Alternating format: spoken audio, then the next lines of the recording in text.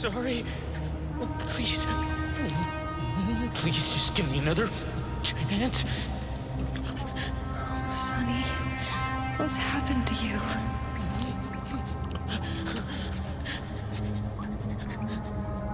Just behind you.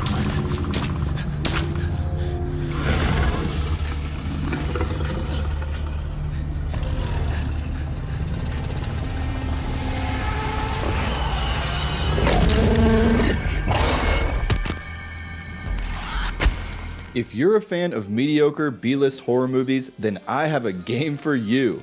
The Chant is an action horror game that unfortunately results in more spills than thrills, which prevents you from drinking the Kool-Aid. The story feels like a mix between Midsommar and Stranger Things, with a somewhat familiar blend of culty buzzwords and out-of-this-world monsters. The story begins with you taking a boat out to an island retreat to go soul-searching with your friend. Things go sideways pretty quickly, and the true motives for the spiritual retreat begin to unfold. The big problem with these mysteries is the utter predictability of every plot development. I found myself on multiple occasions thinking, quote, there's no way they simply do blank. And sure enough, the result was every cult movie trope you've seen in the last decade. In a game that revolves mostly around the story, I was hoping for more unexpected twists, but instead it felt like a story we've all seen or heard before. The scare factor wasn't really there outside of a few cheap jump scares. Help me! However, the enemy design was done well with a variety of creepy monsters that you had to face. The combat is pretty basic with an attack move, dodge ability, and a few spirit abilities that you unlock as you progress through the game. The combat with enemies didn't feel overly difficult for the most part, but there were moments where you're challenged because of resource management and proper weapon usage. There were a few tense moments early on, but the repetitiveness of the combat and predictability of the story made that tension fall flat as the game progressed. A lot of the story lore was packed into hidden items throughout the game instead of cutscenes. It made for some nice plot discovery moments at times, but it didn't add to the creepiness or tension of any of the situations that were presented to you.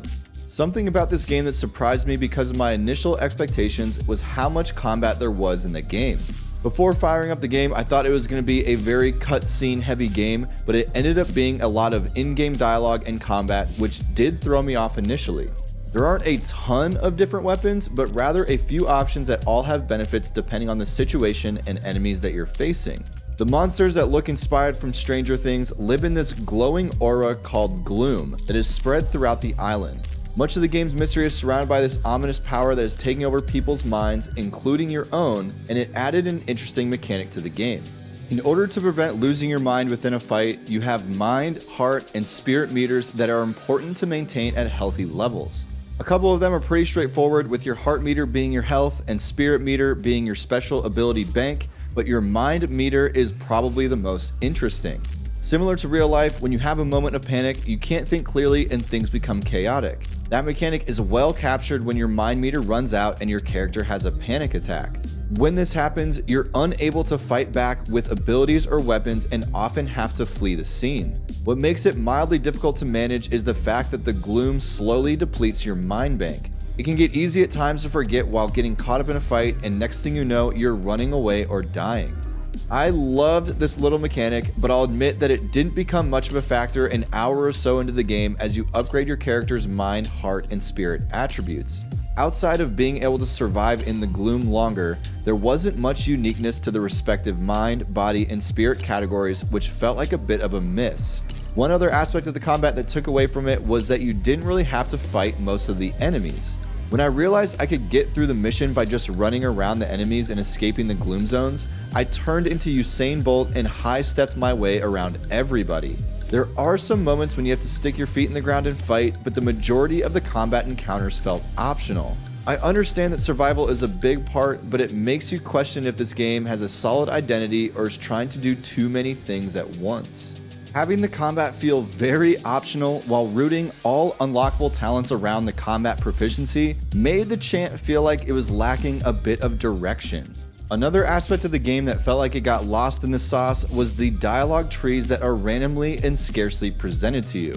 From time to time, you have the option of answering some of the campmates with nicer or more honest responses. This initially made the dialogue portion exciting because I had the choice of playing along with the culty vibes or being a straight up contrarian with them.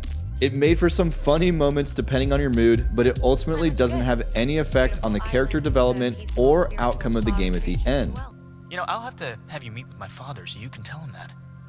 I was hoping that more of the choices and dialogue decisions made for different endings, but the story is very linear, which makes the dialogue feel like something great was left on the table. With a very predictable story, combat that feels optional most of the time, and many aspects of the game feeling like they weren't fully thought out, the Chant has left me feeling disappointed. The characters didn't really carry anything unique with them, as all of their problems, including your own, stemmed from some horror movie that you've seen in the last 10 years. If you're looking to enjoy a compelling action horror game, I would recommend checking out The Quarry or something from the Dark Pictures anthology. I was really excited to play the Chant, but feel like there's better storytelling and scares in those other games. If you enjoyed the review, please tap the like button, and if you don't want to miss out on future reviews like Sonic Frontiers and God of War Ragnarok, hit that subscribe button as well. Thank you for all the engagement and love that you have all shown me, and let's keep it going. This is Josh Robinson with Joystick Gamer. Thanks again, and stay gaming out there.